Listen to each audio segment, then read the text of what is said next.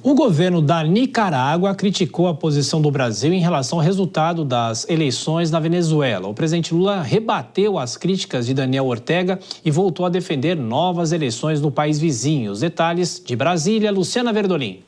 As declarações foram dadas durante a reunião extraordinária da ALBA, Alternativa Bolivariana para os Povos da América. A reunião foi comandada pelo presidente da Venezuela, Nicolás Maduro. Participaram do encontro virtual os presidentes de Cuba, Bolívia, Nicarágua e de pequenos países do Caribe. Segundo o governo venezuelano, o objetivo do encontro foi estabelecer uma posição de solidariedade diante da interferência dos Estados Unidos e das nações da União Europeia naquele país. O presidente da Nicarágua já expulsou o embaixador brasileiro daquele país e o Brasil, por sua vez, também expulsou a embaixadora. Até por conta disso, durante o encontro, Daniel Ortega fez duras críticas diretas a Lula, pedindo que ele reconheça o resultado das eleições na Venezuela. Você quer se tornar o representante dos Yankees na América Latina. É por isso que rompemos relações com o Brasil. A forma como Lula tem se comportado sobre a vitória do presidente legítimo da Venezuela é uma forma vergonhosa. Repetindo os lemas dos Yankees, dos europeus, dos governos rebaixados da América Latina. Você também está se rebaixando, Lula. Ortega criticou também o presidente da Colômbia, Gustavo Petro, que estaria, segundo o presidente da Nicarágua, competindo com Lula para ver quem vai ser o líder para representar os Yankees aqui na América Latina.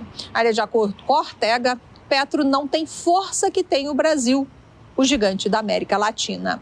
No fim de semana, Lula e o presidente da Colômbia, mais uma vez, divulgaram um comunicado conjunto cobrando a apresentação dos boletins de urna, as atas, que foram classificadas como sigilosas pelo governo de Maduro. De Brasília, Luciana Verdolim. Bom, Dora Kramer, o presidente Gustavo Petro também rebateu Ortega, dizendo que não viola direitos humanos. Agora, o Brasil fica nesse tiroteio, né, em meio à Venezuela, a Nicarágua, que o governo brasileiro considera uma ditadura, fez críticas muito mais amplas do que fez contra a Venezuela, e aí fica esse tiroteio, não é, Dora? Pois é, fica uma coisa assim que não ata nem desata. Agora, o Ortega mostra qual é a lógica. A lógica é, quem não se submete às nossas condições, às nossas regras, é nosso inimigo. Pronto, foi isso que ele disse.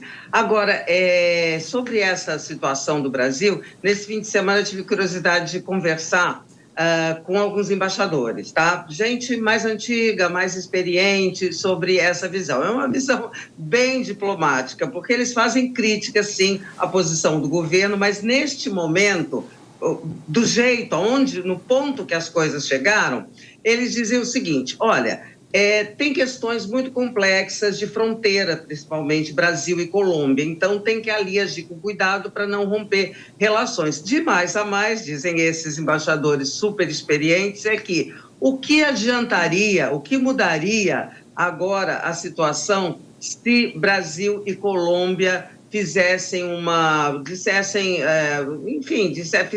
posição mais firme. E acrescentam ainda que se a gente tem uma leitura sobre a posição do Brasil, que é a seguinte, o Brasil, pelo menos, não reconheceu a vitória do Maduro. E, Kobayashi, de qualquer forma, a posição do governo brasileiro não muda nada na situação na Venezuela, né? Independente se tivesse condenado, como outros países fizeram, ou nesse banho-maria, como a gente já falou aqui. Tem a questão da soberania do Estado venezuelano, né? E o respeito às instituições que estão lá.